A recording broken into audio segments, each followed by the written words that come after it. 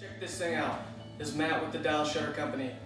This is called a Swivel and Slide. It's manufactured by O'Hare Shutters, which is a true USA-made product in Lubbock, Texas. And it's probably the only shutter you should have on a slider if you have a slider in your home. The reason why is you can operate it with the louvers open. You don't have to close it, to bypass it, shut out your light. Check this out. Simply swivel to the left on this one, slide behind. Hence the name Swivel and Slide. Simple.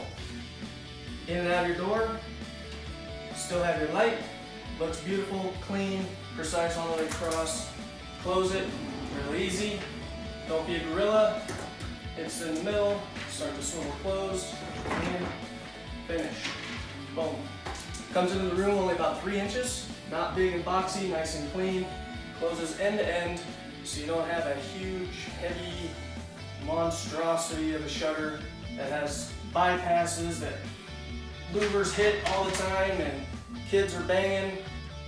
This is what you should have in your home. USA made, O'Hare Shutters, Matt with the Dallas Shutter Company. We'll see you soon. Thanks for your business.